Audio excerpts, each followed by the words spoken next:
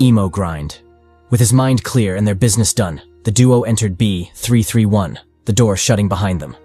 What greeted them was a vast snowfield with mountainous peaks scattered all around. Dwayne, shocked by the sudden environmental change, cursed. What kind of bullshit was this? Turning to the MC, he asked what they should do. The MC calmly replied that they should obviously take care of the cold first. If Garcia were still around, they could have borrowed some heat. But alas, Latina Mommy was now in heaven, so that wasn't an option. Locking in, Jung-hyuk noted that if the clear conditions were the same as his past regressions, then either he or Dwayne would be leaving the room. They couldn't both make it out alive. Right now, however, something needed to be done about the cold. With that in mind, he activated his skill, Light. Apparently, the skill could also be worn over the whole body and not just emitted from the hands. I'm calling bullshit on that. I know plot armor when I see it. Dwayne, delighted by the walking heater, thanked Jung-hyuk. Moving around should definitely be easier now. Our boy, puzzled by his exaggerated behavior, asked if he didn't have a skill that could produce heat. The gentle giant replied that he didn't. As a matter of fact, he hadn't even considered such a situation before the death game thrust them into it. Jung-hyuk remarked, that's always the case with L.A.G. Surviving in the game required one to always expect the unexpected. Anyway, they should move. Staying in the same place would definitely be dangerous. As the two Chads made their way through the snowy fields, our boy dove into his thoughts. From what he recalled about the room, there wasn't a need to search for a road. So long as you had a skill that could keep you warm, you'd inevitably clear the space. What was surprising, however, was the mission. To his knowledge, the only trial of the room should have been enduring the cold and snow. There shouldn't be any other living creatures in the room apart from them. So, in essence, the trial was asking them to kill each other. Dwayne, as gentle as he was, didn't seem to have realized that. But inevitably, he would. And when that happened, the outcome would be obvious. Of course, there was the option of waiting for someone else to enter. But that decision held many variables. And with variables came danger. He knew what he had to do. However, before he made that move, he needed to make sure there wasn't anyone else to kill. We cut to the duo still on the snowfields. This time, however, Lady Luck seemed to have smiled on them. In an excited tone, Dwayne pointed out a cave in the distance. It seemed they could finally escape the bitter cold. Wasting no time, the duo headed over. As they neared the entrance, Jung-hyuk, with his usual paranoia, donned his lion's mask, his weapons at the ready.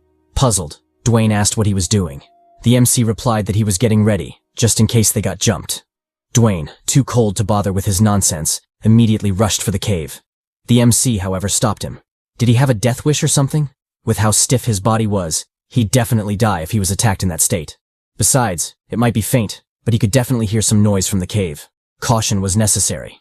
With that in mind, the duo slowly made their way to the cave. Staying outside in the freezing cold wasn't an option, after all. As they walked, Jung remarked that apart from the mission, the cave was also new. Throughout his countless regressions, he'd never seen it before. As such, he had no idea what could be waiting for them inside. But if there were living beings in the room, they'd definitely be in there. Feeling the walls, he noted that they weren't steady. In fact, with his current strength, he could probably break them apart with just his fist. He's talking big for someone who couldn't even save our mommy. Stupid asshole. Noticing the freezing Chad, he encouraged him to hold on a bit longer. Dwayne, ever the Chad, told him not to worry. Something like that couldn't faze him. Besides, compared to the outside, the cave felt more like a sauna. Okay, what's going on here? Why do I sense a BL tag popping up? Jung-hyuk, with his normal murdery thoughts, remarked that Dwayne was a good guy. However, that didn't change the circumstances. If he couldn't find something to kill, he'd have no option but to delete Dwayne. It was the only way to advance to the next level. And so, with murder on his mind and an oblivious companion, the duo continued, their struggle for survival unending. We cut to them arriving at the cave's edge. Dwayne, all fired up, told the MC to leave the rest to him. He'd handle whatever came their way. Jung-hyuk, trusting the brute to do brute things, let the giant lead. The cave turned out to be mostly empty, except for a tree in the middle. Dwayne, focused on the tree, failed to notice the suspicious movements of our boy behind him. Turns out this asshole had only let Dwayne lead, because it'd give him a better chance at ambushing him. If he were to kill the giant, now was the best chance. A well-aimed attack at the back of his head or neck was all it would take. If he did that, he'd immediately satisfy the clear condition for the room. Thinking of the clear condition, Jung-hyuk's eyes widened in realization. The condition stated to kill any living being, not just people. If that was the case, then maybe the tree could also count. His hopes, however, were immediately crushed by some dire news from Dwayne. The tree was already dead, nothing but charcoal. Jung-hyuk, cursing his luck, sighed. Of course, it wouldn't be that easy. When has the death game ever been kind to him? Noticing his solemn expression, Dwayne asked what was wrong. Our boy, however, brushed him off. It wasn't like he'd appreciate the thought even if he shared. Activating his skill, he set the tree on fire. Turning to the Chad, he told him to rest up. They'd explore the rest of the cave later. Dwayne immediately agreed. He'd been waiting for those magical words. We cut to the Chads resting by the campfire. Our Chad, always in his emo vibe, lamented his fate. It seemed until the day he left that cursed hell, or maybe died for real, he'd always be burdened by his choices. To kill or to save. Those were the only two moves the death game left him. Speaking of killing, he turned to Dwayne, asking why he didn't say anything about his flame skill. Surely he must have realized that skill could have come in handy in the snowfield. Dwayne, always a gentle soul, came up with a bunch of reasons as to why he didn't use it. Everything from stamina conservation to the flame being too tiny to keep both of them warm. All in all, it didn't matter to him. Whatever his reasons, he wouldn't have faulted him even if he froze to death. Hearing his words, the MC struggled with his choice even more. The more awesome Dwayne was, the harder it became to kill him. But what choice did he have? Dwayne, oblivious to his chaotic thoughts, thanked him. Because of him, he'd survived the previous room. Although he couldn't pay him back yet, he'd be sure to at least not be a burden. As for the flame skill, he should forget about it. He was already glad he could use him as a walking heater. Jong-hyuk calmly listened to the giant Chad. He remarked that, surprisingly, Dwayne's thoughts were deeper than he'd expected. In fact, he might have already considered the possibility that they might need to kill each other. It's just that he was keeping quiet about it. Cursing, he wondered who'd said muscleheads were dumb. If he found that bastard, he'd surely feed him a two-piece combo. With a grave look, he wondered if he should have killed Dwayne earlier. Maybe that would have prevented variables from happening. Soon, however, his face dropped. Even if it's for survival, he really hated himself for having such thoughts. The cursed game had really twisted his personality, to the point where he couldn't bear to think about the person he'd become. Getting up, he instructed Dwayne to follow. They still had a mission to complete, and moves still needed to be made. Dwayne, however, didn't move, his gaze fixed on something behind the MC. Picking up on it, Jong-hyuk immediately turned around, his killer demeanor back. Behind them was a new group of survivors. The man was Anton Reed, whose public attribute was a buff to a skill by 1 level.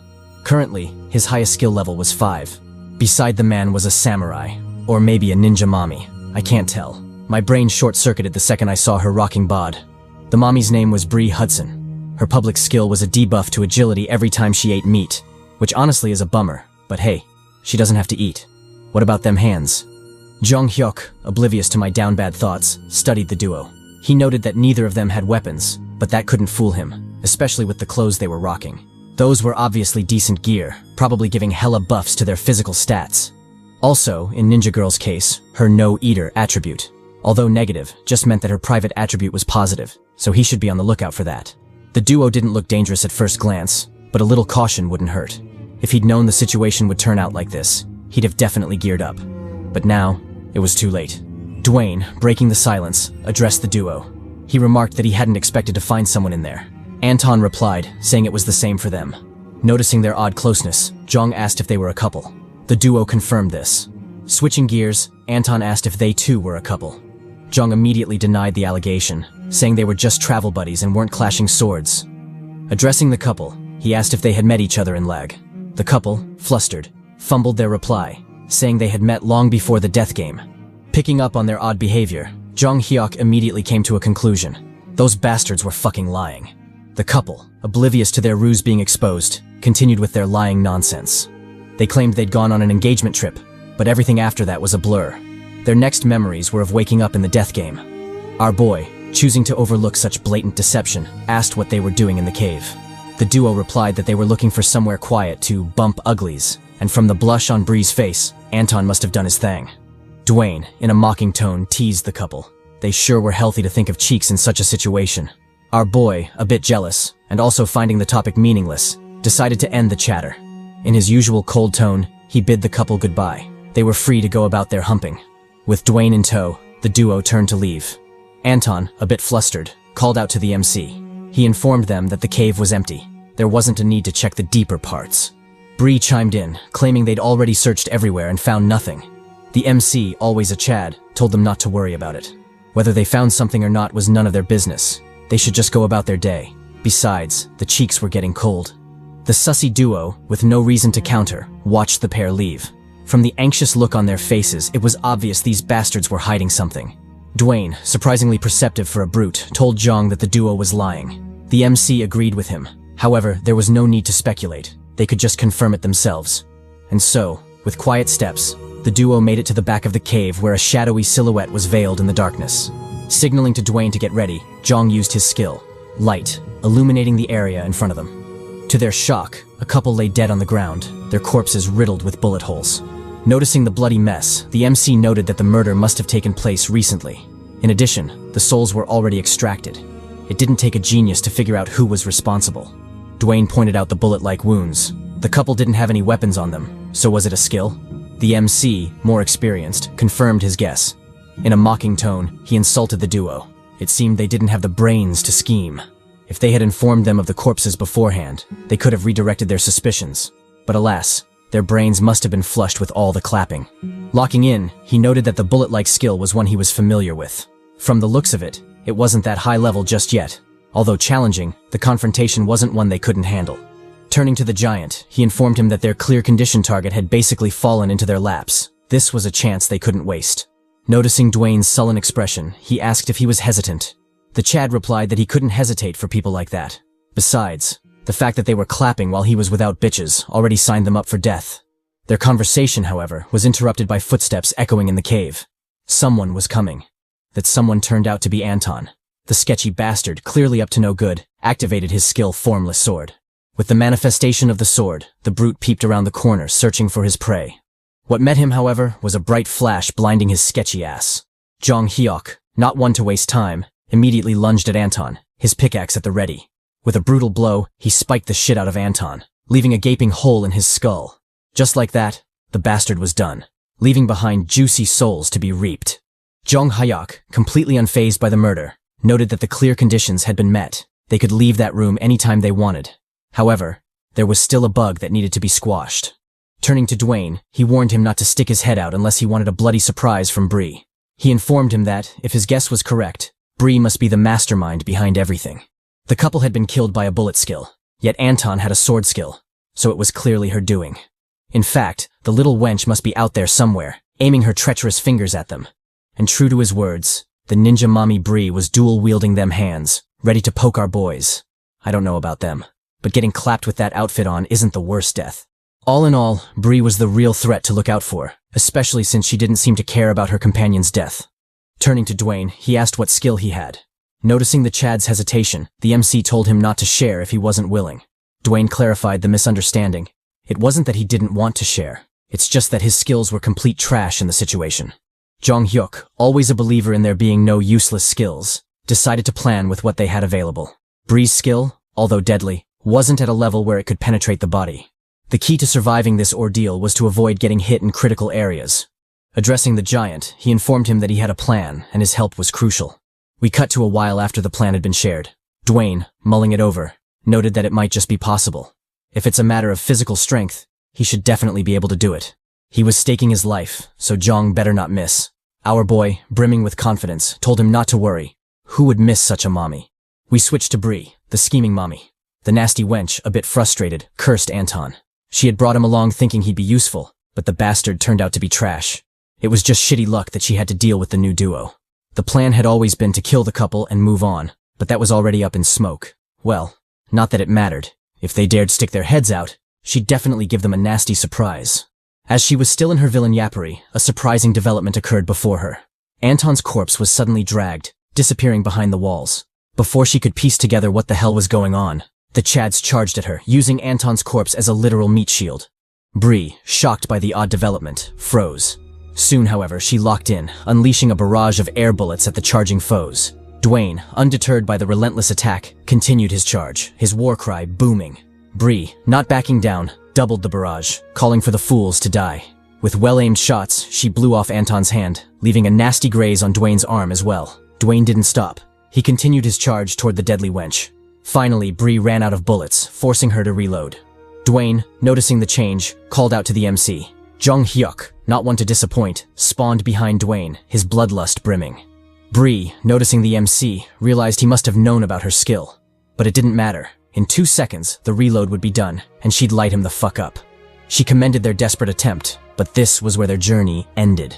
Jong Hyuk, however, threw her a curveball. Forget closing the distance, he simply yeeted the pickaxe, aiming straight for the cocky wench. Bree, still brimming with confidence, laughed at his foolish attempt. She could just dodge the throw. Our boy, always one step ahead, had already accounted for that possibility. In that critical moment, he activated his trump card, Lion's Roar. The skill induced a feeling of fear in opponents, stunning them for a second. It wasn't an OP skill, and the duration wasn't long. However, a second was more than enough. It was enough to stun the cocky bitch, leaving her vulnerable to the pickaxe. And so, in a bloody twist, the ninja mommy got poked. Her bouncy plot did nothing to cushion the blow.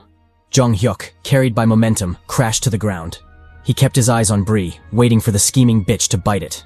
Bree, however, refused to die so willingly. With a spiteful gaze, she vowed to take Jong down with her.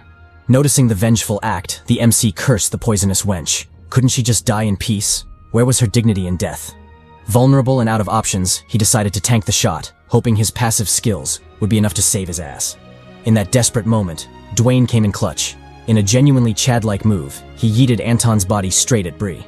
The vengeful wench, not expecting the sudden development, got crushed by Anton's corpse, a sickening moan escaping her lips. The boys, quick to react, targeted the vile woman. They needed to be ready in case she had more surprises planned. To their relief, however, Bree was done, having fainted from the blow. Our boy, always a gentleman, handed Dwayne the pickaxe. He should deal the finishing blow. Of course, the souls would be his as well. Dwayne, delighted by the honor, thanked the MC for his generosity. With a savage face, he wielded the pickaxe, ready to bless Bree with death. Soon, however, his gentle soul returned. He couldn't do it. He couldn't kill someone in cold blood. Turning to the MC, he begged for Bree to be spared. She was already out cold. She wasn't a threat to them anymore. Jong Hyuk eyed the Chad, his thoughts cryptic. Soon, however, he snatched the pickaxe from Dwayne. If that was Dwayne's choice, he wouldn't argue with him. However, for himself, there was no way he'd let the poisonous bitch live. This was L.A.G. No good deed went unpunished in that vile hell. Saying so, he brought the pickaxe down on Bree's skull, bathing the ground in her blood. Done with the brutal yet necessary action, Jong addressed Dwayne. It wasn't that he liked killing or that he was a bloodthirsty fiend eager to clap cheeks. His rule was very simple. Kill whoever tries to kill you. This would always be the case, no matter who it was. With the subtle threat out of the way, the MC pocketed Bree's soul. Thanks to her generous donation, he was back to 5 souls. Turning his back to the gentle giant, he advised him to rest up, and, more importantly, decide what he would do moving forward. Dwayne, burdened by the grim reality, watched him go in silence. Deep down, he knew what was expected of him, but because of his morals, it was easier said than done. Jong Hyuk, understanding the tough choice Dwayne had to make, gave him space. If possible, he didn't want to fight, which is why he let him decide instead of forcing him. The clear conditions for the room had already been met, so Jong didn't care what Dwayne did. He could leave, or he could fight. Either way, Jong was down for whatever. Throwing hands was his specialty after all. Perhaps the giant was right, and they should have spared Bree. Perhaps she would have been so grateful that she thanked them with some cheeks. But what about the other possibility? What if they'd created a new foe, one who'd bide their time and stab them in the back? That wasn't an ideal situation, especially in that cursed world where death always came knocking. Besides, like Lord Newton said, for every action, there's a reaction. If you aim for someone's life, you should be ready to lose your own. Done with his inner turmoil, Jong Hyuk gazed at the corpses before him. He noted that the man had died protecting the woman. From the looks of it, they were a real couple, unlike Bree and Anton, who were clearly just clapping cheeks. Having a FWB in a death game is wild, but hey, do you boo-boo. After giving the couple a makeshift funeral, Jong Hyuk offered a silent prayer. He didn't know if heaven existed in such a cursed place. However, if it did, he sincerely hoped the two of them would reunite there. Done with his good deed, our boy noticed a strange mark on the wall. Before he could explore, his attention was drawn to heavy footsteps behind him. Dwayne, throwing shade at our boy, remarked that Jong had more humanity than he thought. Our boy, not one to back down, teased that Dwayne should have already known that, given Jong had already saved his life, preventing him from dying like a wet dog. Dwayne, with nothing to counter, admitted his loss. Switching gears, Jong asked if he'd made up his mind. Dwayne replied that he liked Jong. Our boy, always a Chad, immediately turned down the confession. He wasn't a swordsman, so why should he clash swords? Dwayne, undeterred, expressed his desire to travel together, though he didn't want to kill humans. Gazing at the naive companion, Jong subtly warned him. There's no guarantee the enemies would feel the same way. However, he was free to do as he wished, so long as he didn't get in Jong's way. Dwayne's non-killing disposition was one Jong was familiar with. Heck, even he had it back in the beginning. But that mindset didn't belong in L.A.G. Jong had learned painfully that such naive thinking could only spell your doom. Guess Dwayne would just have to learn on his own. Speaking of the gentle giant, he questioned Jong about what he was up to. The MC replied, informing him of his findings. Dwayne, analyzing the mysterious pattern, noted that it resembled a flaming sword. However, there was no need to speculate. They could simply smash the wall and find out. Cocking his guns, Dwayne channeled his brute strength and, in a thunderous bang, struck the sturdy wall.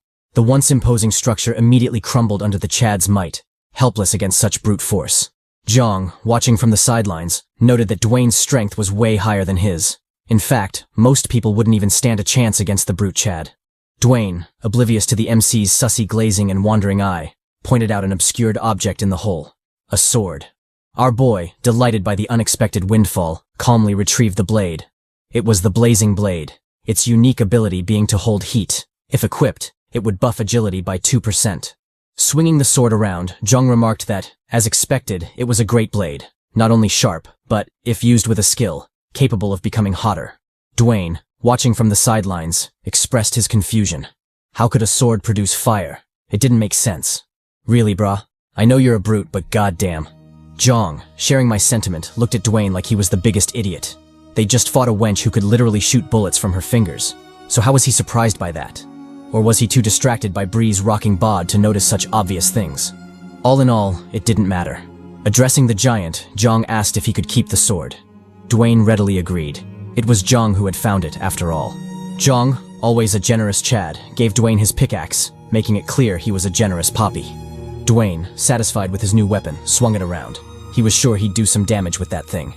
With their business done, the duo turned to leave. The clear conditions might have been met, but this was L.A.G. Who knew what shit show the twisted game might suddenly throw their way? We cut to the Chads at the exit of the cave. Dwayne, dreading the cold, expressed his reluctance to head out. Jong Hyuk, always a generous Chad, handed him the blazing blade. He had his light skill, so Dwayne could use the sword for now. Dwayne, not one to turn down generosity, especially from his poppy, immediately equipped the sword. And so, with their preparations done, the duo finally left the cave, braving the harsh cold. We switched to the duo still traversing the snowfield, trudging through the relentless cold. In front of them lay a grim, yet expected sight. A corpse sprawled in the snow. Analyzing the corpse's state, Dwayne remarked that he had probably died from the cold. Jong, always cynical, pointed out the missing soul. That wasn't a simple accident. However, it had nothing to do with them. They should hurry. Staying would only endanger their lives. With those words, the two pressed forward, their determined gazes fixed on the horizon. They continued their hellish journey, pushing themselves until they finally reached the exit to the freezing abyss. The cold was brutal, but they had made it. In typical L.A.G fashion, they were given a choice. They could either go to the next room, B332, or choose the mysterious space in between, B3 Room 2. Jong Hyuk, a bit conflicted, paused to assess the situation. The ever-changing nature of L.A.G had been chipping away at his advantage. His once reliable knowledge of the future was becoming obsolete. In such a volatile environment, every decision carried weight. Dwayne, unbothered by his inner turmoil, told him to decide quickly. His crown jewels and future descendants were at risk of being frozen stiff. Jong, puzzled by his sudden trust, questioned the giant. Didn't he know his decision could lead to his death? Dwayne, always the happy-go-lucky one, told him not to worry about it. He wouldn't blame him even if he died. Besides, if you leave your life in someone's hands, the least you can do is accept your fate in case shit hits the fan. Our boy, smiling at Dwayne's simplicity, didn't waste time. From now on, Dwayne should let him decide everything. If he does, he'll be swimming in bitches. With that, he confidently chose the next hell. The system notification sounded, welcoming the players Lee Jong-hyuk and Dwayne the Chad Smith to room B32. Upon their arrival in the new room, the freezing cold finally retreated. Dwayne, obviously delighted, exclaimed that he finally felt alive again. The room was completely different from the last. The system notification, always punctual, announced the mission status. It stated that the main goal to escape B331 was a success. In addition, they had completed the side quest of decreasing the number of any living beings by 1. As such, both players would be rewarded with 6 souls each. Our boy, calmly pocketing the rewards, advised Dwayne to rest up. They'd head to the next room once fully refreshed. Dwayne readily agreed. There was no rush. The next room would probably be another hell anyway. Jong Hyuk, taking a look at his current skills, noted that his highest skill level was 4. With his 11 souls, he could definitely raise it higher. but there was no need. He'd rather observe the situation first and respond accordingly. His biggest problem, however, was the active skills. He needed something stronger than light or flame if he were to continue on. The only consolation was that his drip and equipment were excellent. Everything from the elastic jacket to Tae-min's black hammer.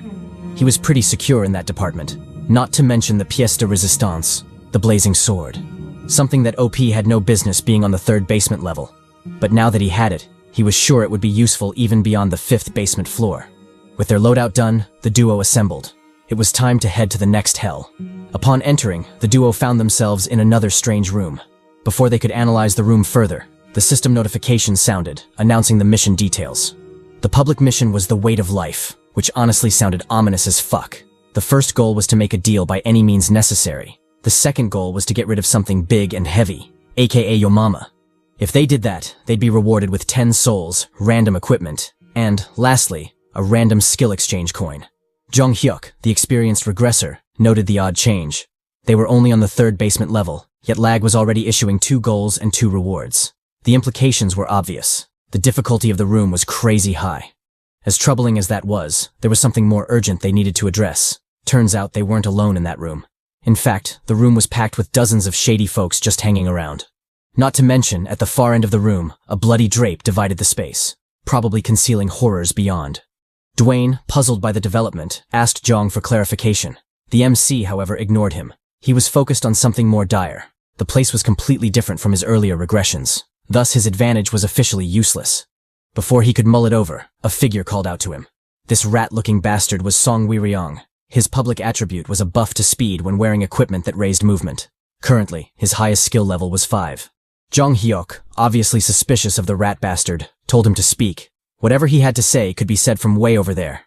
The sketchy Song told him not to be so mean. He understood his caution, but honestly, he was hurting his feelings. There was no need to be so wary. He just needed to drop some exposition on him real quick.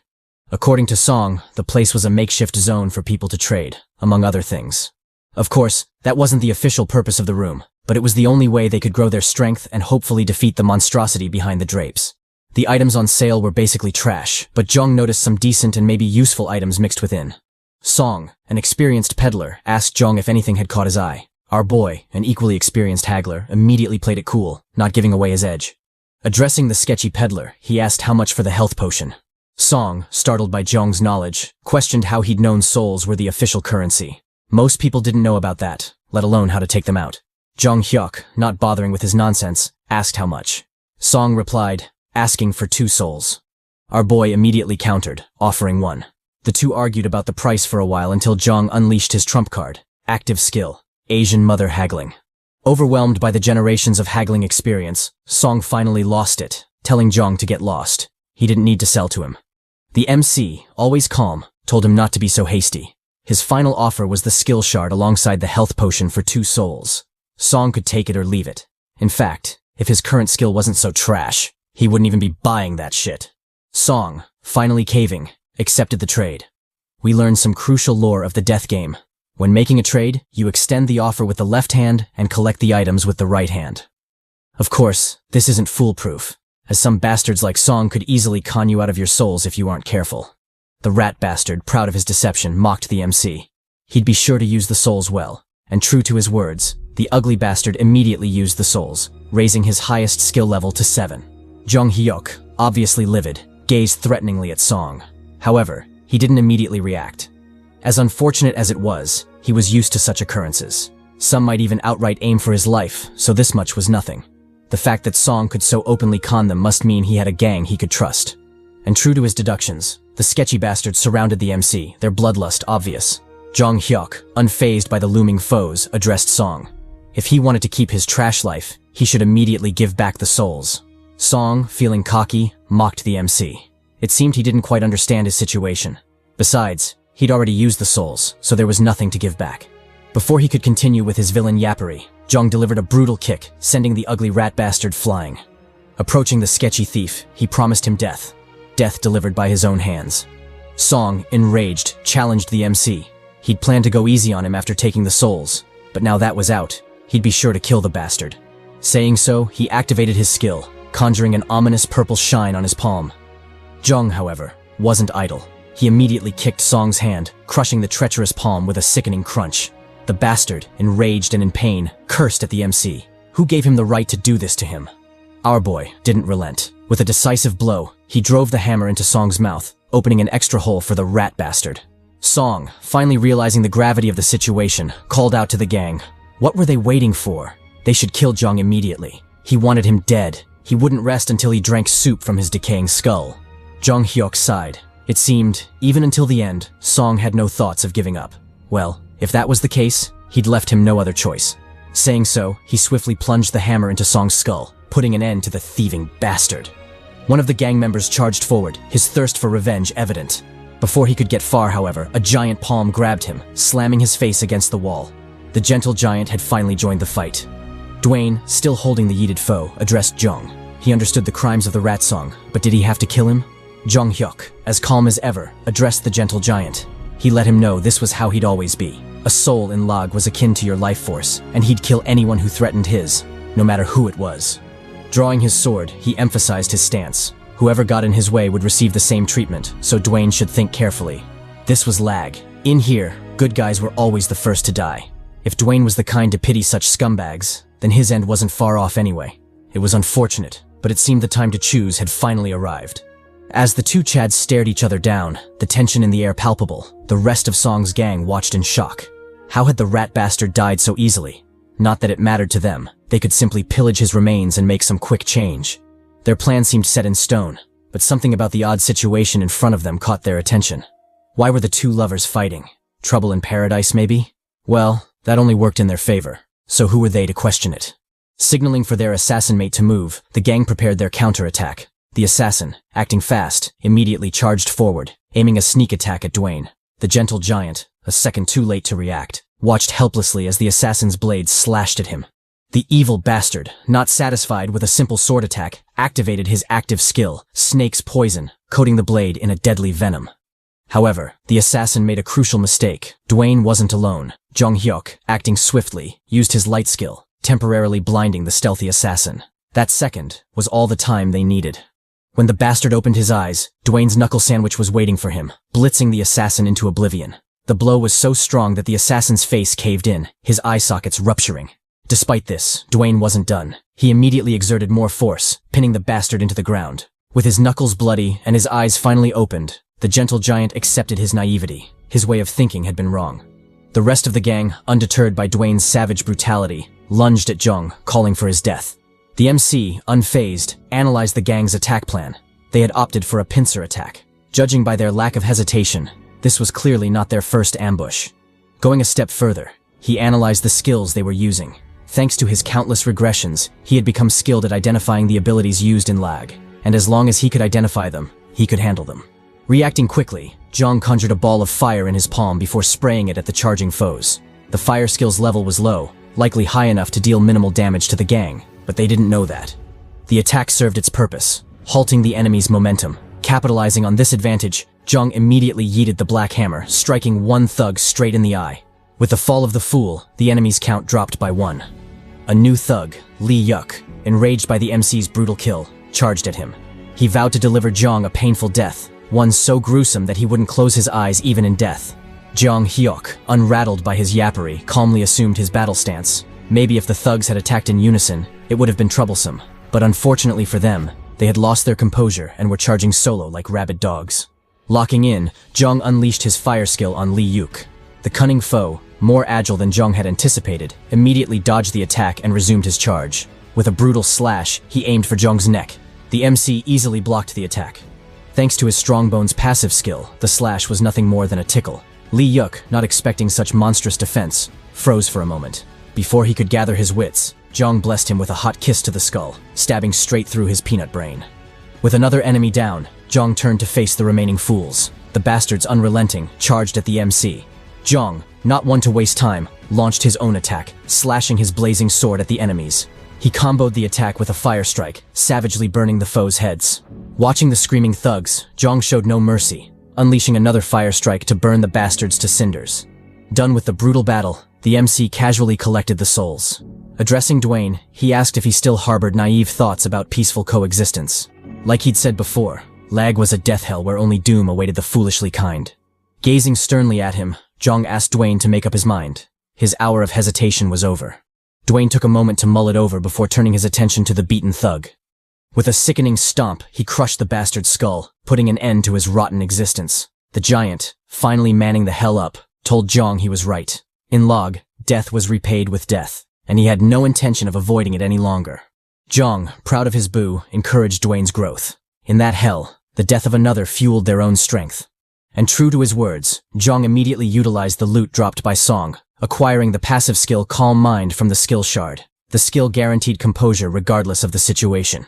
With their massacre complete, Dwayne eyed the other people in the room. Despite the huge fight, no one had intervened. Jong explained that it was expected. Most people in L.A.G were strangers to one another. It didn't make sense to stick your nose into someone else's business. The only ones who might have intervened were Song's gang, but they were already decimated. Besides, the crowd had just witnessed them annihilate Song and his group. Most wouldn't want to fuck with them after that. As Jong was still glazing, a clanging sound came from behind the drapes, startling everyone. Whatever it was, it clearly had everyone on edge. Dwayne noted the sound of breathing behind the drapes. Jong Hyuk, equally puzzled, replied that he didn't know what it was either. But whatever it was, it had everyone scared shitless, so it probably wasn't anything good. A loud voice interrupted their discussion. The voice belonged to Yu Byung-ho, a Chad with flashy hair and killer drip. His public attribute allowed him to use 2 active skills simultaneously. Currently, his highest skill level was 6. The MC, always suspicious of new arrivals, invested 11 souls to level up his calm breathing. With the level raised to 6, his recovery would improve significantly. The new Chad introduced himself, telling the duo his name. Jong, however, cut him off. He told him to get to the point. What did he want? Byung, with a dazzling smile, expressed his desire to join the Chads. Oh? Is this a love triangle I sense? Watch out, Dwayne. Someone's coming for your boo. Dwayne, like a jealous boyfriend, asked Byung if he was trustworthy. Byung replied that trust wasn't necessary. What mattered was his ability. If they wanted to survive, cooperation was inevitable. Jong Hyuk, always in his murdery vibes, warned Byung not to think of betraying them. If he did, then no matter the situation, Jong would drop everything and kill his ass. Byung, unfazed by the obvious yet slightly gay threat, told him not to worry. Despite how he looked, he was a pretty chill guy. Besides, he had no intention of dying just yet, so betrayal wasn't in the cards. Locking in, Byung pointed at the drapes. As much as they wanted to leave, they had a big problem. Something big and vile was waiting for them behind the bloody curtain. Dwayne, the jealous boyfriend, immediately raised his complaints. He didn't like or trust Byung, so traveling with him was out of the question. Besides, the flashy bastard was clearly after his poppy, so why would he give him the chance? Byung countered his objection, pointing out that while the duo was strong, even with his help, the task would still be nearly impossible. Jong Hyuk, picking up on the ominous tone, asked Byung what he meant. The flashy Chad, finding it easier to show rather than explain, led the duo to the drapes. Drawing them back, he revealed the other half of the room, and it was hellish. Not only was it bloody, hinting at a bleak fate for whoever stepped inside, but it was also discouraging since the exit door was far across the room, meaning they'd have no choice but to face the monstrosity guarding it. Speaking of monstrosities, a heavy, bloody foot slammed into the ground, crushing the concrete floor beneath it. This foot belonged to the megalithic man, a dreadful stone behemoth towering over the petrified players. I'd like to describe what it looks like, but again, L.A.G is on some bullshit, so I'm struggling to find the words. Honestly, what the fuck is this? As expected, our Chads were terrified, especially since the quagmire-looking bastard was glaring daggers at them. Byung, continuing his presentation, introduced the dreadful foe to the party. He explained that the megalithic man was the true obstacle to clearing the room. Luckily, the fiend never left its half of the room, so they were still relatively safe. The gentle giant, visibly shaken by the behemoth, noted that it towered well over 3 meters, a genuine giant, unlike his bootleg title.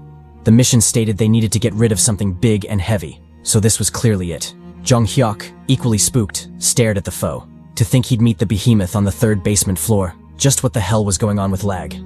Turning to Dwayne, Jong asked if they could solo the Guardian. Dwayne immediately rejected the idea. No matter how he looked at it, that was completely beyond their means. But what about Jong? Did he have some big brain strategy to overcome this obstacle? Jong, always practical, told him to forget about it. The enemy wasn't one to go down easily, even with the best strategy. Shifting his attention to Byung, Jong asked why he was so insistent on tagging along. What was he scheming? Byung replied that his reasons were simple. The two of them were strong, giving him the best chance of survival. Based on his analysis, 3 people should be enough to handle the Guardian, but most refused to try, fearing for their lives. Of course, There were those who accepted, but the MC and Dwayne annihilated them, leaving him back at square one. The MC pressed further, asking why he didn't try teaming up with anyone else. Byung explained that his involvement with the sketchy gang basically ruled out any cooperation with the other players.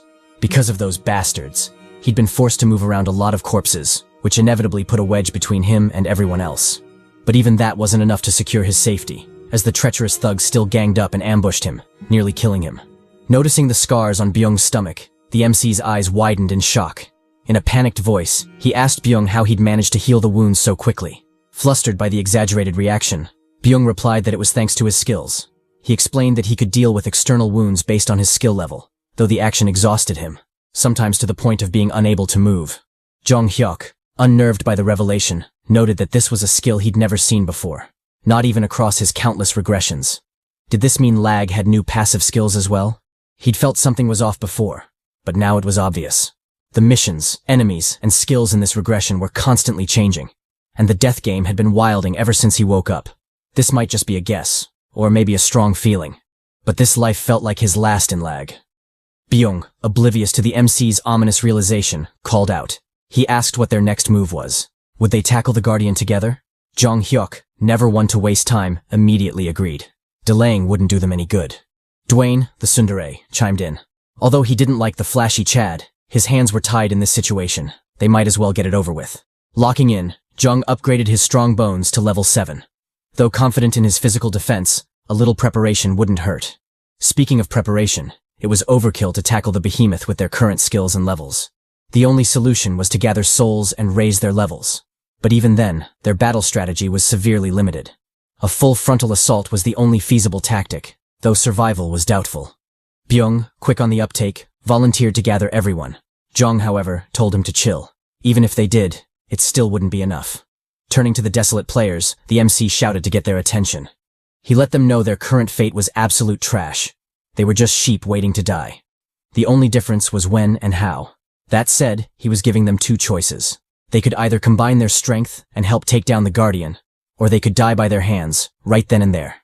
The choice was theirs. Fight together as comrades, or forcefully gift their souls and lives to him.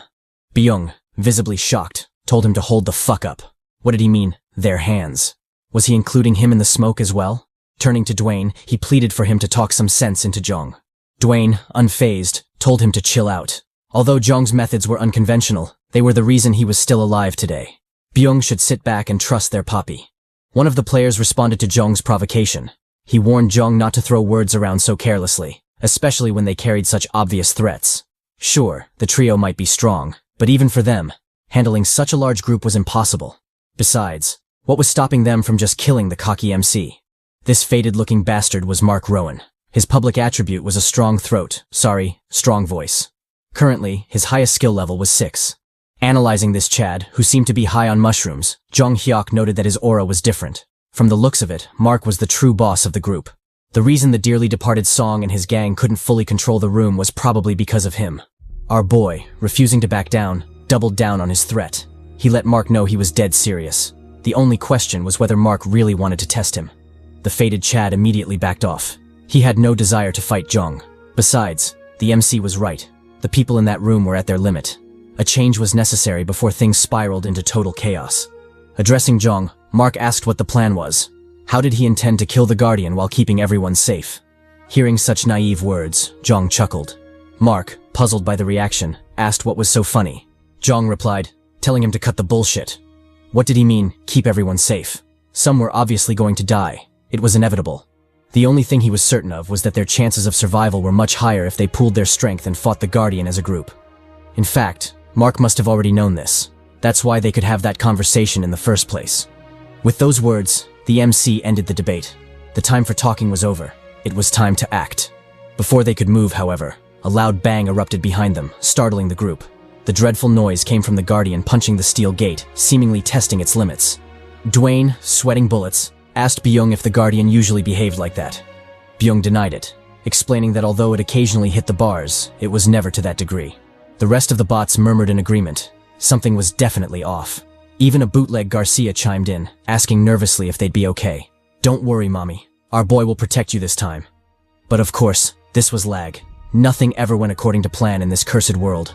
With one mighty punch, the Guardian shattered the steel gates, obliterating the last safety net for the players. With a menacing glare, the behemoth locked eyes with the group, who could only watch in shock and horror as their safe zone was annihilated. Dwayne, cursing their shitty luck, remarked that they were all in the same boat now. Whether they wanted it or not, the other players would have to fight. Byung, also cursing, lamented that they hadn't even formulated a plan. How were they going to tackle the behemoth in such a manner? Jeong, unfazed by the unfair development, told the Chads to lock in. Any prior plans were effectively out the window.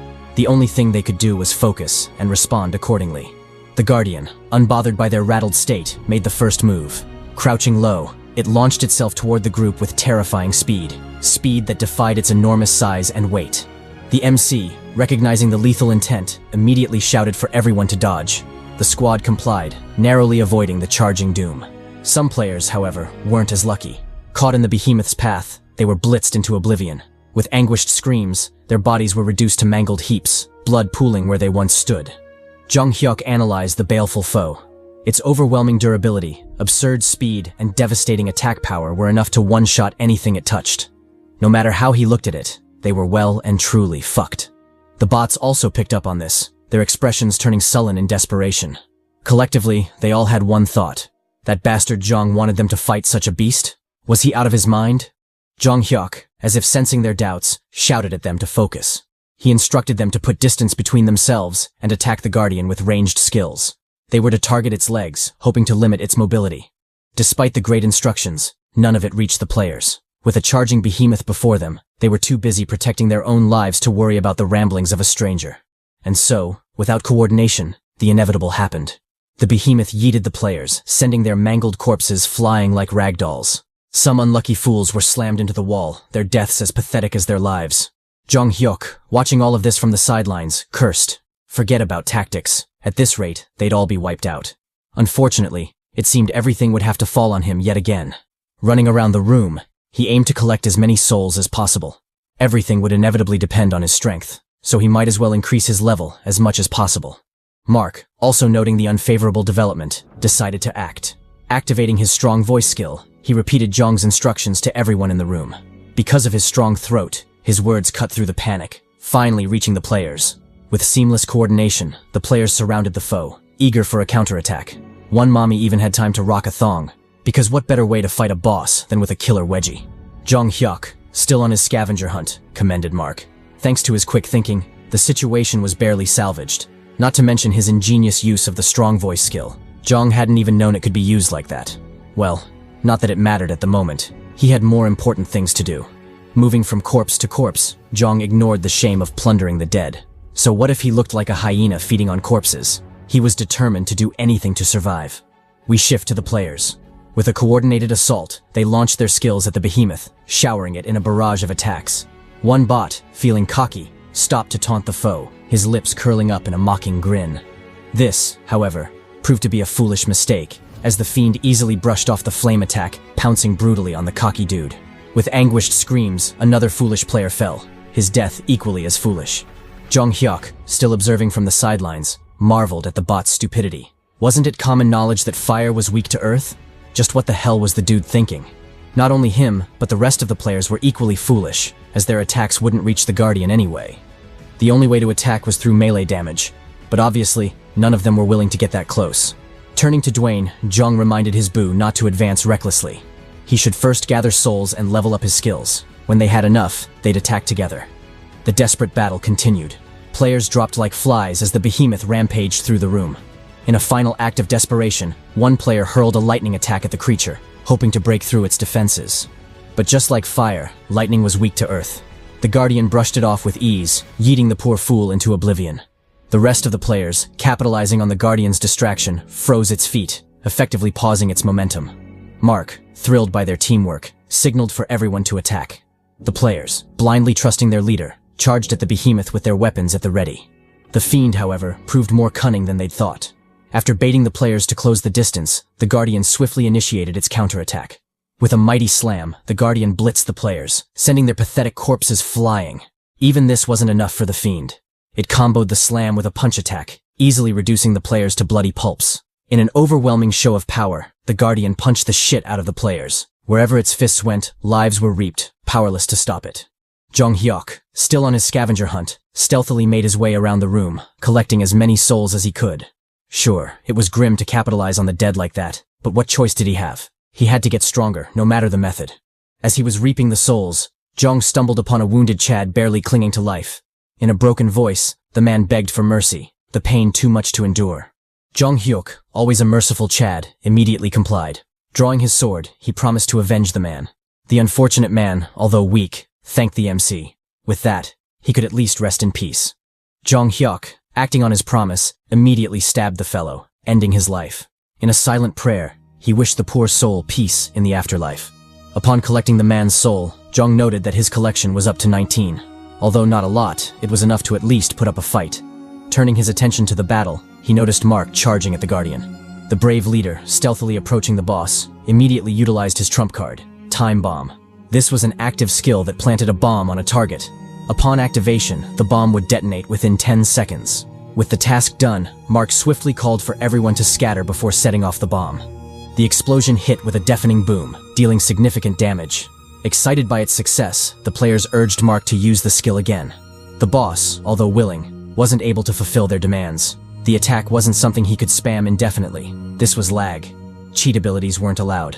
As the players were still hopefully staring at the fallen foe, wishing it wouldn't get back up, the MC's loud voice called out, reminding them to be careful. However, his warning came too late. The boss was already targeting Mark, its giant palm closing in on him. Before he could react, the boss grabbed him by the head, lifting him off the ground. The rest of the players, worried about their leader, shouted his name in desperation. This, however, proved futile as the foe crushed Mark's head, bathing the ground in his blood. Jong Hyuk, noting the bleak development, instructed Dwayne to join him in attacking. Since Mark was dead, the rest of the players were bound to collapse. Something needed to be done before that happened. True to his prediction, the behemoth charged at the players, making quick work of them. Without their leader, they were nothing but fodder, falling pathetically with every stomp or punch from the boss. In a show of grotesque savagery, the boss crushed the players into bloody pulps, tearing their bodies apart.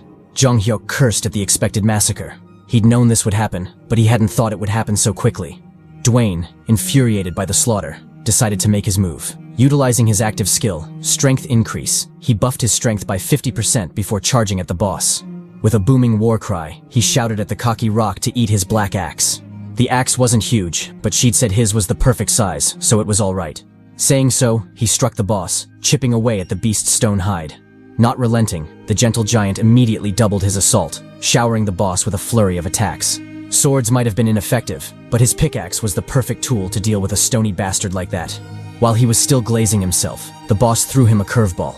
With frightening speed, the behemoth intercepted his attack, grabbing his arm in a tight grip. Dwayne, shocked by the counterattack, cursed. It seemed he had fucked up.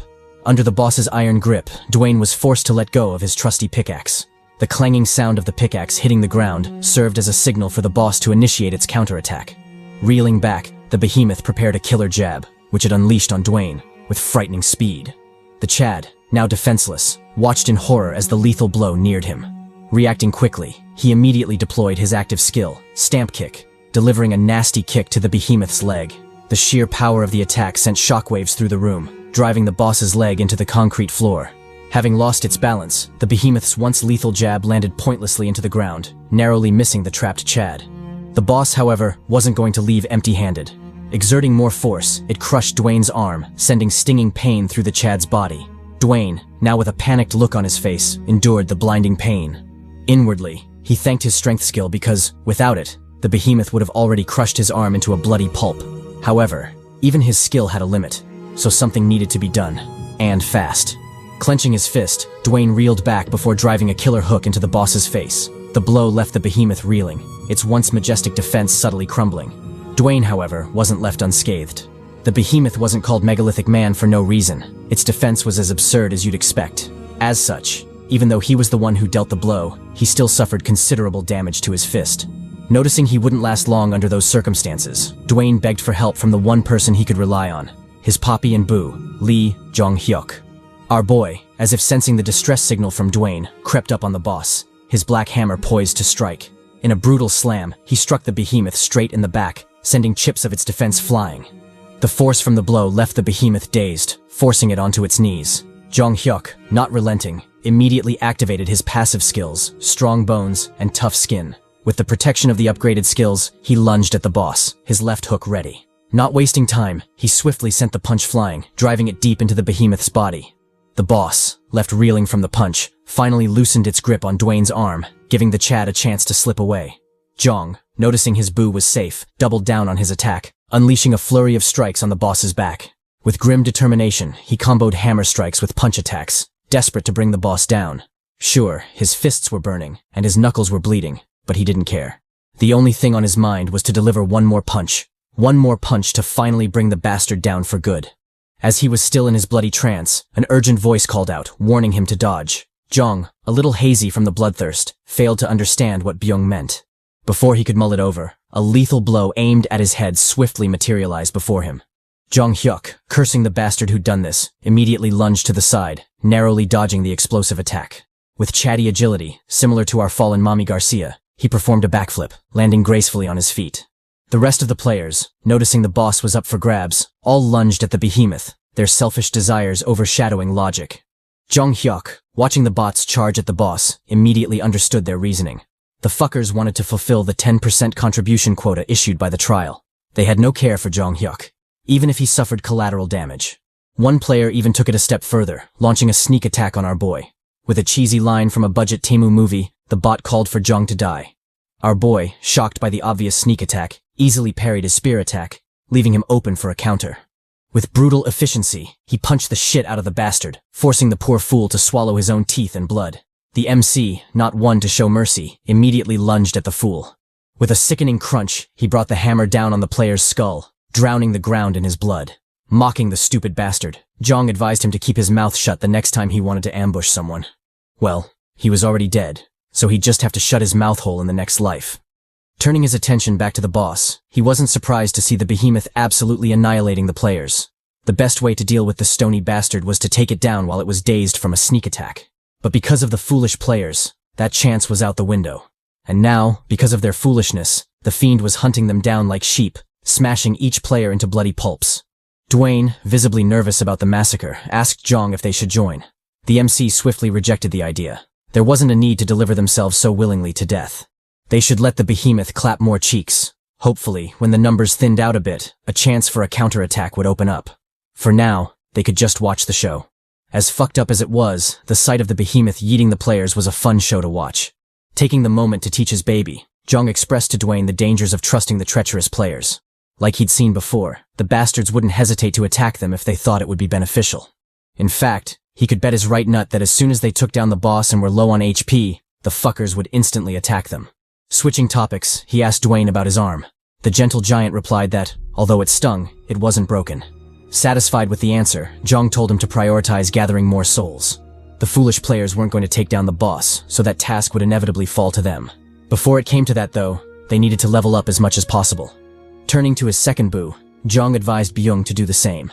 Byung, always a submissive boo, immediately complied. With the bothersome tasks out of the way, our boy surveyed the room, seeking to see just how many players had survived.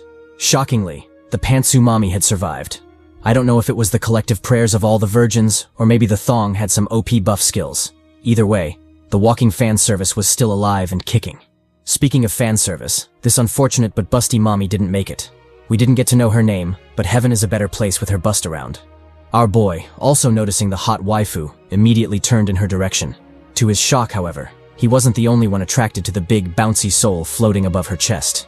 Another player also had his eyes on the tempting loot. The two stared each other down in a Mexican standoff before the other player made his move. Utilizing his jump skill, he easily closed the distance to the mommy, his hands ready to grab her bouncy soul. Jong, however, mocked the foolish Chad. He was so blinded by the loot that he failed to study his surroundings. Pointing to his right, he told the dumbass to look beside him. The bot, craning his neck, was shocked shitless to find the looming figure of the behemoth charging at him. Before he could react, the boss brutally punched off his head, sending his blood and brain matter flying. Skidding to a stop, the behemoth turned to face its next target. Jong Hyuk. Our boy, unfazed by the menacing foe, stared back at the boss, his gaze resolute. He'd wanted to test the limits of his body, and now was the perfect chance to do so. The boss, enraged by his challenge, swiftly lunged at him, its mighty fist raised for a slam attack. Jong Hyuk, however, didn't back down. Entering his defense stance, he challenged the bastard to come at him. In a sickening crunch, the boss's punch landed, sending ripples of force through Jung's body. The MC, with a metallic taste in his mouth, endured the blow, resolute not to back down. Exerting more force, the boss threw the MC back, forcing him to stumble a bit before regaining his balance. Our boy, although battered, stood resolute, his firm gaze unyielding. He had been right to trust his sturdy body. From the looks of it, as long as he wasn't caught lacking, he should be able to fight the behemoth in close combat. With his decision made, Jung immediately lunged at the behemoth. The time for a sweet counterattack was nigh. The boss, noticing his charge, entered an attacking stance, its fist cocked back to deliver a killer jab. Jung Hyuk, unbothered by the ready foe, immediately targeted the bastard's head. He would have preferred to attack the already damaged back, but obviously, the fiend wouldn't let him. So, he opted for the next best thing, a brutal bash to the head. Utilizing the hammer, he chipped away a chunk of the boss's face, leaving a nasty scar on its ugly mug. The boss, enraged, countered with a straight jab, sending the MC reeling backward. Although he'd managed to block, the attack still hurt like hell. Jung couldn't help but curse the bastard for its absurd speed. The boss, as if sharing the same sentiment, eyed the MC with rage, probably wondering where this sturdy motherfucker came from. In a shocking twist, it jumped backward, putting considerable distance between itself and Jung. The MC, visibly perplexed, wondered what was up with the fiend. It wasn't in its nature to back down, so what the hell was going on? Soon, however, the reason became apparent as the behemoth swiftly turned and targeted the other players instead. Jung Hyuk, in a self-glazing moment, noticed that the boss found him troublesome to take down. As a result, it opted to attack the weaker players instead. Which, honestly, is the biggest compliment you can get as a Chad. After this feat, our boy will be pulling all the boss bitches, including Millennia. Let's turn back time to when Jung first ate the boss's killer hook. The rest of the players, watching from the sidelines, commented on how monstrous he was. However, in typical L.A.G fashion, the players weren't happy about it. The treacherous bastards plotted to take Jung down as soon as he finished with the boss. Behind the scheming bastards, Pantsu Mami made another appearance. With a disdainful look, she eyed the scheming fools, calling them pathetic. I don't want to count my mommies before they hatch, but I'm definitely sensing waifu energy from this babe. Guess we'll just have to wait and see. Resuming time, we see the behemoth charging at the idle players. Obviously, this sudden development caught them off guard, driving most into a panicked frenzy. One bot, feeling cocky, stepped forward to intercept the charging boss. If Jung could do it, surely he could too, right? Wrong. The behemoth yeeted the fuck out of him, bashing the bastard's face like he owed him money. Done with the brainless fool, the boss turned, seeking its next prey. Its eyes landed on a helpless mommy, and it didn't hesitate to lunge at her. With killer precision, its fist tore through the air, aiming for the poor babe. At that desperate moment, a Chad in shining armor came to her rescue, bashing the shit out of the behemoth and forcing it to backpedal. This brilliant knightly Chad was none other than Dwayne, who'd sensed the damsel's distress and come running. With this, he should be able to collect some thank you cheeks after the fight. Well, assuming the babe survives. This selfless attempt, however, didn't come without consequences. With Jung's warning, Dwayne turned to find the boss mid-swing, aiming for his chatty face. Acting quickly, Dwayne immediately activated his active skill, hammering. With a grim look, he met the behemoth in a contest of pure power. The clash of fists kicked up a fierce shockwave, sending ripples through the room. Our boy, not backing down, doubled down on the punch, pushing the behemoth backward. However, he also found himself in an awkward situation, having lost his balance. If the boss attacked at that moment, he'd be well and properly screwed. Byung, coming in clutch, swiftly lunged at the boss. With frightening agility, he somersaulted off the boss's head, leaving a nasty stab in its eye. Task done, the nimble Chad landed in a dodge roll, firmly securing his footing. Not bothering to look back, the scared Chad immediately made a run for it. He'd acted to save his new boo, but he'd be damned if he stayed to fight the giant behemoth. While hauling hella cheeks, he shouted at Dwayne to remember he was the one who saved him. If possible, he should put in a good word for him with the major poppy, Jung Hyuk. The rest of the players, capitalizing on the momentum, launched their attacks at the behemoth, all aiming to blind the bastard. The boss, however, was more cunning than they expected. Using its arm, it easily shielded its eye, preventing the attacks from landing. With savage brutality, the boss counterattacked, charging straight for the players. Jumping up, it gained momentum before crashing down on the poor fools, reducing all of them to meat paste. Unsatisfied with its carnage, it initiated a brutal slaughter, ripping the players into literal pieces. The MC calmly watched all this from the sidelines. Sure, he could have intervened and saved them, but why should he? The bastards had aimed for his life, and he wasn't one to forget such things easily. This was L.A.G. This damn place had its rules. When fucked, you should be ready to fuck harder. After the boss's rampage, we're given some dire statistics. The total number of survivors in the room had been 40. Right now, however, that number had drastically dropped to just 7. And, of course, Pantsu Mommy made it. I'm telling you guys, my waifu senses are tingling. Garcia can finally rest in peace, because a new mommy is coming. Pantsu Mommy. With the annoying hindrances gone, the boys decided to lock in. It was time to seriously face the behemoth. Before that, however, Jong had some cleanup to do. He asked the Chads to point out the bastards who'd attacked him before. Upon being singled out, Jong vowed to kill them himself. There was no way he'd let such treacherous bastards live. With that out of the way, the Chads charged at the boss, their bloodlust brimming. The behemoth, sensing the ominous development, immediately lunged at its first target, soon to be Pantsu Mommy. It knew its end was near, so it opted to do as much damage as possible before falling. Jong Hyuk, however, wasn't going to let it do as it pleased. He'd barely gotten a Garcia replacement. The hell if he'd let her die. The new mommy, not completely helpless, fought back against the behemoth, telling the rock pervert to stay away. Her name turned out to be Anji Ah, a spicy babe from the Asian continent. Her public attribute was a buff to agility when wearing metal equipment. Currently, her highest skill level was 5. With a mommy in distress, the boys swiftly lunged into action. Sure, she could somewhat hold her own by parkouring off the walls, but how long would that last? This was lag. Things went from 0 to 100 real quick in this hell. Addressing the boys, Jong immediately issued the tasks. Byung was to take the left flank and wait for the behemoth to make a big move. Of course, the MC was aware his personal damage was minimal, or rather, straight trash. But that's not what he needed him for. He was simply to shake the boss's balance. As for Dwayne, the little giant was to utilize his stamp kick to hopefully bring the fiend to its knees. Everything else would be handled by him. They're Poppy, so they need not worry. Back with An, the spicy mommy, finding herself in a pickle, utilized her trump card, Ice Pick. The skill effectively froze anything it hit, and when utilized correctly, as with the behemoth, it could serve as a binding skill of sorts. Anji, finally getting some breathing room, immediately jumped back, putting distance between herself and the boss. I initially didn't want to say something about this view, but god damn. To the artist of this manhwa, I wish you and your descendants eternal joy. Byung, capitalizing on the boss's binding, swiftly closed the distance, running across the steep walls like they were flat ground. With deadly precision, he landed a nasty kick on the behemoth's head, leaving the fiend reeling. In typical Byung fashion, the flashy Chad immediately skedaddled. No way in hell he'd stay to fight that thing. The gentle giant, having expected Byung's Chadly cowardice, immediately lunged at the boss, his stamp kick ready. Utilizing the active skill, Dwayne landed a brutal kick on the behemoth's leg, tripping the giant bastard. With a busted leg and no support, the fiend wobbled on its feet. Our boy, knowing the best time to spawn the fuck up, appeared behind the boss, his attack ready. Without mercy, he unleashed a nasty axe kick on the boss's head, finally bringing the bastard to its knees. Capitalizing on the fiend's stunned state, Jong unleashed a flurry of attacks on the boss's back, chipping away at its formidable defense. He used whatever he could to bring the bastard down. His hammer, feet, fists, anything to silence the fiend for good. Finally, after what seemed like an eternity and with a heaving chest, the weakness of the boss was exposed. Its heart. Our boy, not one to waste time, immediately unsheathed his blazing sword, his face resolute. With a precise stab, he brought the burning sword down on the fiend's heart, finally putting an end to the stony bastard. As if congratulating his efforts, the behemoth released a golden soul, one vastly different from the rest. Turning to the squad, Jong informed them of his intention to keep the soul. The two Chads immediately agreed. As for the Pantsu mommy, she had no objections either.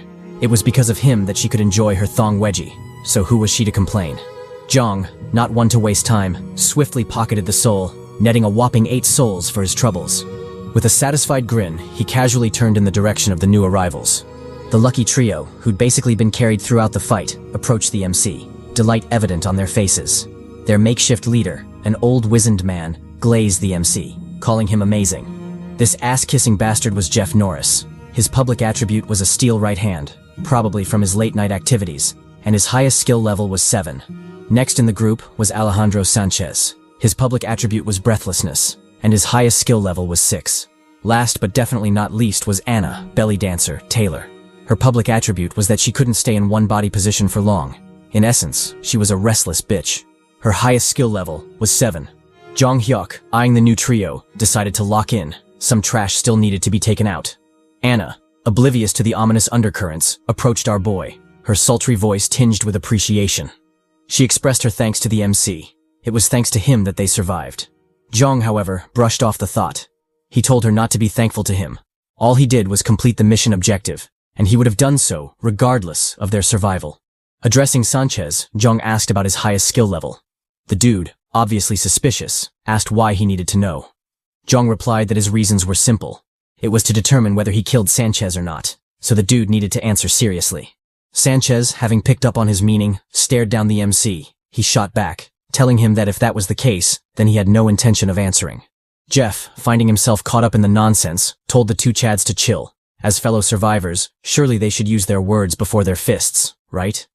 Jong, however, wasn't in the mood to indulge him. He told the old man to shut his hole. Unless he was in the same treacherous boat as Sanchez, he should sit back and stay quiet. Turning back to Sanchez, Jong repeated his question. This time, his sword was already drawn, seemingly hinting at the severity of the situation. Sanchez, finding it pointless to continue the charade, calmly activated his skill. He was sure that was what Jong was looking for. Indeed, this was Jong's target, the skill that almost took his head. With a deadly glare, Jong asked Sanchez why he'd attacked him before. Sanchez played dumb, claiming that the chaotic situation had forced him to make a mistake. Secretly, however, he reached for his dagger, his treacherous intentions clear. Jong, not buying his bullshit, told him to save it. He didn't need Sanchez's confession to know his intentions. They were as basic as his mama. The foolish bastard probably thought it'd be easy to finish him off and steal his souls. He'd likely wanted to eliminate the biggest threat and contributor in the room, opening up an easy clear for himself. However, Sanchez had made some very crucial mistakes in his backstabbing plans. First of all, Jong wasn't so pathetic that he'd fall to the likes of him. Secondly, although injured, the megalithic man was still strong enough to clap all their cheeks, so they would have ended up dying anyway. Lastly, the people Sanchez was relying on to help him win the fight in case the sneak attack failed ended up dying, so now he was left alone, left to face Jong's wrath solo. In a cold tone, almost as if spoken by King Yama himself, Jong told Sanchez he'd be dying today. Right here, right now. And there was nothing he could do about it. Sanchez, still feeling cocky, shot back. Sure, Jong was great, and his threats were A+. However, there was one thing Jong had failed to realize. The one to die would be him, not Sanchez. Saying so, Sanchez fired his Kamehameha at Jong, the baleful attack brimming with energy. Our boy, however, easily sliced the attack in two, causing it to explode harmlessly to the sides. Sanchez, not relenting, followed up with a dagger attack, using the explosion to mask his movements. With pure savagery, he stabbed at Jong's face, seeking to put a hole through it. Jong, although flustered, swiftly tilted his neck back, narrowly avoiding the blade. Reacting quickly, he retaliated with a hammer bash, digging it deep into Sanchez's spine. Gazing at the shocked bastard, Jong taunted him. If he aimed for someone's life, then he should be ready to lose his own. With those words, Jong drove the blade through Sanchez's neck, giving him a hot kiss of death. The bastard, now choking on his own blood, dropped to his knees, powerless to stop his inevitable demise. With an unbelieving and regretful gaze, he finally toppled over, dying on his hands and knees like a common dog. With this, Jong was 2 for 2, having gifted hell with 2 bastards ready for killer backshots. Make sure to greet Taimin in hell, you treacherous bitch. With the task out of the way, the full squad assembled, ready for their next hell. And so, with determination, the group bravely headed for the next floor, basement level 4. Upon the door shutting, the Chads found themselves in an empty room, a sort of rest room from the looks of it. Predictably, the system notification sounded, bringing with it the clear notification for the room. It stated that the public missions for room B32 had been completed. The contributors were as follows. Lee Jong-hyuk, 63%, Dwayne Smith, 17%, Yu Byung-ho, 12%, the remaining bots, 7%. As per the rules of the death game, the ones to be rewarded were Jong-hyuk, Dwayne Smith, and finally, Yu Byung, the Ho. Speaking of rewards, the first reward was 10 souls. The second reward was a random piece of equipment, which for our boy was the Skull General's jaw. The OP equipment had 2 active skills, Bone Blade and Skull Army. For Jong-hyuk, the experienced regressor, this was yet another new thing in L.A.G. He'd never come across it in any of his earlier regressions. For the final reward, he received a random skill exchange coin. Our boy, not minding the obvious curveball the death game had just thrown him, casually equipped the new drip.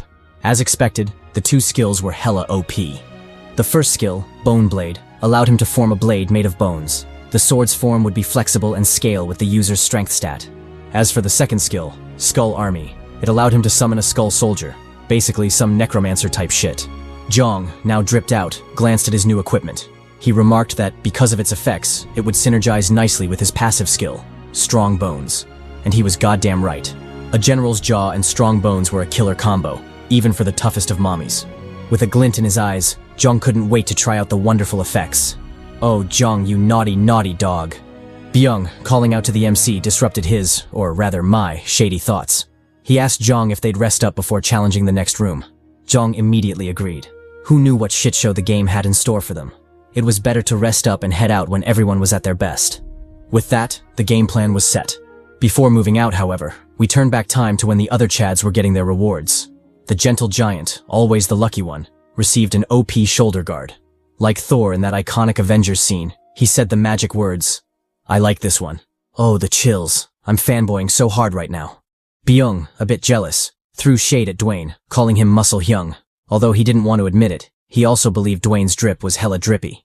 Before he could drown in jealousy, however, the system issued his own reward, a zesty-looking belt. We don't get to know the name of the equipment, but since Jong's own belt was called Leather Hipsack, it's probably something hella stupid. Predictably, Byung wasn't happy with the reward, but if he wanted the stat boost, he'd have no choice but to rock that zesty-looking belt. Over at Pantsu Mami, the brave Chadlet made a daring move, shooting her shot at Jong and telling him he looked cool in the face gear. Jong, however, shot down her thirsty remark, telling her he didn't wear it to look cool. Anji, not backing down, replied that she knew that. She was just giving a compliment. Surely he couldn't be that dense, right?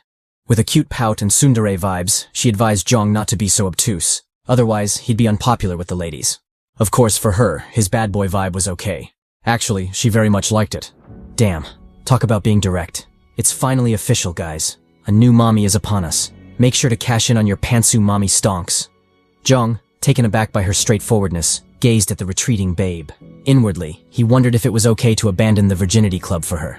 Guess he'd just have to wait and see. Locking back in, Jong reflected on the nature of the death game. To him, Lag was a trap that threw everyone into chaos. Actually, now that he thought about it, Lag was chaos itself, and chaos forces choices. For everyone surviving in the game, this was their norm. Even for him, a regressor. He'd been forced to make countless choices by the chaos, and predictably, they all led to his untimely demise. There was no such thing as one right answer in Lag. The closest thing to it would be the final survivor, as they would be the true answer. To get there, however, he still needed to tackle all the obstacles in his path, which from the looks of it, kept changing as the game progressed. Speaking of change, the room had changed as well. In his past regressions, the only doors on the floor were B411 and B421. Unlike this time, there were 2 doors in total. Byung, analyzing the room, remarked that the door before them, B431, was different from the rest. Its size was arguably double that of the others. Dwayne, more experienced in the death game, chimed in, noting that the difficulty of the room must be double as well. Jong, already aware of this, pointed out another fact they'd missed. The rewards would be doubled as well. The Chads, completely trusting their Poppy, told Jong to decide. Whatever path he chose, they'd follow. The MC, obviously burdened by the trust, thought hard about his choice. Ultimately, he realized it didn't really matter. There was no way to know what was in the room without actually walking in, so thinking too hard about it was just a waste of time. Addressing the Chads, he let them know they'd be heading to the suspicious door, B431. As for the rest of the guys, they could make their own choices. He wasn't going to force anyone. Anji replied, letting him know she'd follow him as well. No one wanted to move alone after all. The rest of the group equally agreed. Wherever the majority went, that's where they go. Only a lunatic would move alone in that cursed hell. With the matter settled, our boy immediately turned to leave. There was no need to waste any more time. Soon, however, his bravado crumbled, leaving him staring foolishly at the door. Dwayne, puzzled by his odd behavior, asked why he wasn't moving. Our boy, in a calm tone, replied that the door wouldn't open. Not only that, it also lacked a handle, so how the hell was he supposed to go in? Dwayne, taking the lead, told Jong to step back. Sometimes, brawn is better than brains. If the door wouldn't open, he'd just have to force it open. With those words, the giant Chad held onto the door, giving it the best push he could manage. Despite giving it his all and shaking like a leaf, the stupid door didn't budge. It stubbornly stayed closed. Anji and Byung, throwing shade at our boy, teased that Dwayne wasn't all that strong after all. He might have the huge guns, but apparently, having big muscles didn't mean he was strong. The blonde mommy chimed in, calling Dwayne pathetic. It was sad to see, but the buff Chad was indeed very brittle for his size. Dwayne, fired up by the disses, doubled down on the effort. Who the hell did those bastards think they were dissing? He'd be sure to prove them wrong. Thinking so, he finally put a crack in the door, forcing the stubborn bastard open. Before he could celebrate, the door shut again, rendering his efforts worthless. Dwayne, fuming in rage, activated his skill. Strength increase. If the stubborn door wouldn't open willingly, he'd just have to break the damn thing. With a determined gaze and flexed muscles, he gave the door his all. Although it resisted for a bit, the door eventually gave in, creaking open with a loud shriek. Turning to the squad, Dwayne yelled at them to hurry inside. He was already at his limit, and the stupid door wouldn't hold for long. The squad wasted no time and rushed through the opening, Jong being the first to enter. With everyone safely inside, Dwayne finally let go, causing the door to slam shut behind them with a resounding bang. Upon their entry, a system notification sounded, announcing the mission details. The public mission was simple: snuff out the cry of the beast. The objective was to kill all the beasts present in the room. If they managed to do that while contributing at least 5% to the mission, they'd be rewarded with 15 souls. Alongside the public mission, each player received an individual private mission. For Jong, the task was straightforward. He had to avoid killing anyone in the room. Our boy, taking a moment to mull it over, remarked that the mission suited him just fine.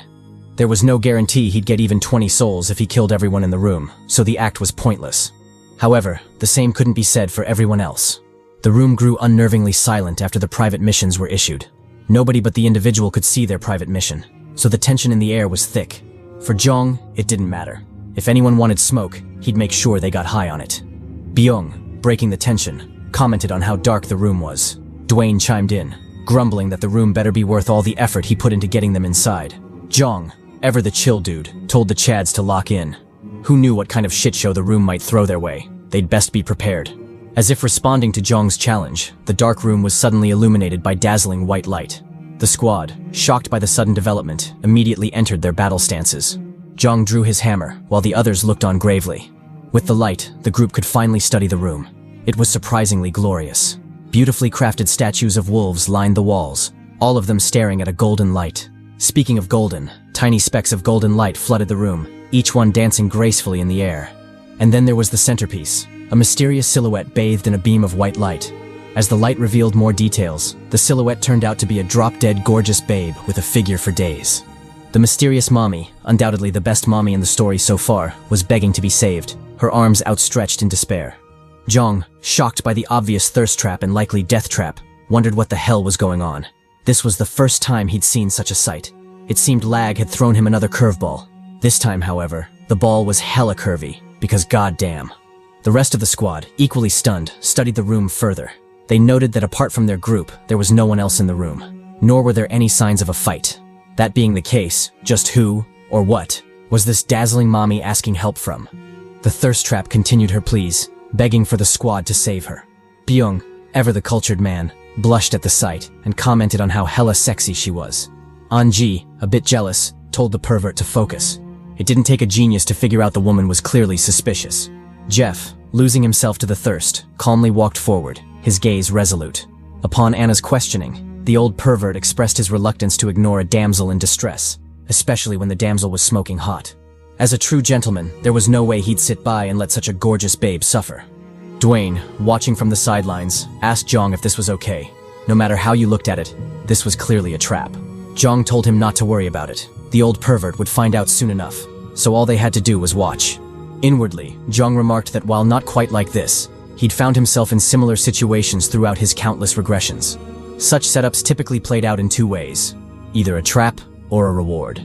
As for which one the horny dog would encounter, well, they just have to wait and see. Switching scenes, we find Jeff closing in on the mysterious lady.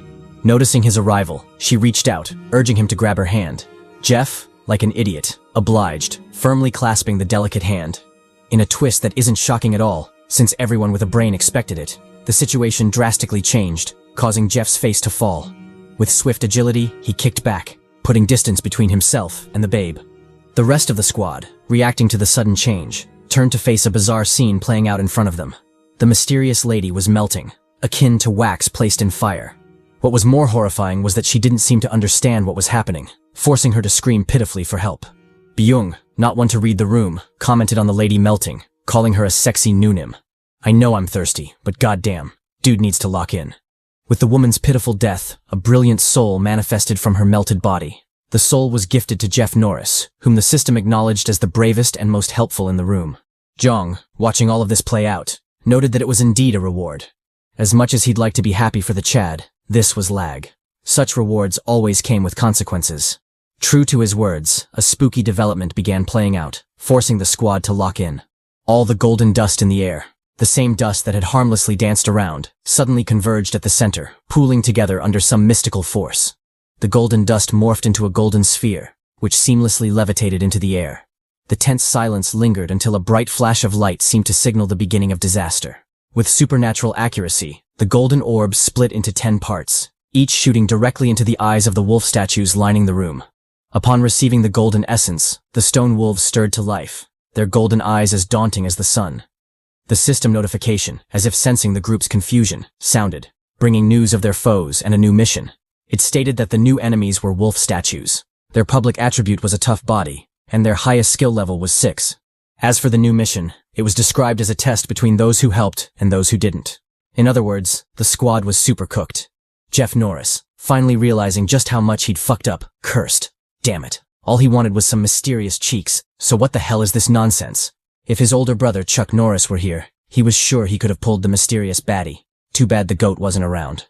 Upon the system's last prompt, the statue wolves fully came alive, their viciousness showing through their growling. Like a pack of savage beasts, the wolves locked onto their first target, the so-called bravest one, Jeff.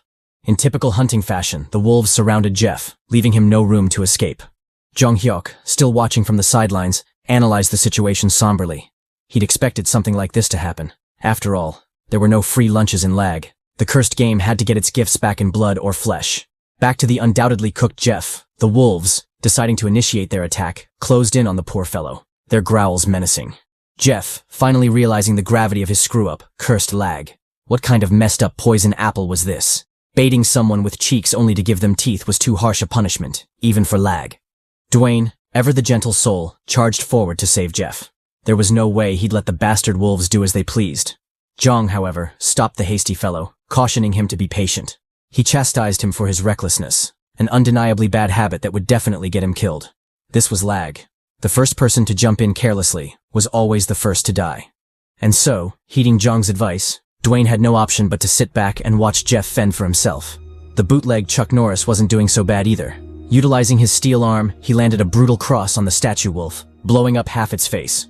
Despite the seemingly lethal damage, the wolf shrugged it off. It was made of stone, so such attacks wouldn't take it down for good. Before Jeff could respond to this unfavorable development, a stinging pain shot through his body, stunning him instantly. Glancing down, he was shocked to see one of his legs cleanly severed by a wolf's claw. The blinding pain nearly drove him insane, his anguished screams reverberating throughout the room. The wolves, taking advantage of his vulnerability, pounced on him, their sharp fangs digging deep into his flesh. Jong, still watching from the sidelines, remarked that this was the result of Jeff's choice. In that hell, all the choices everyone made had direct consequences.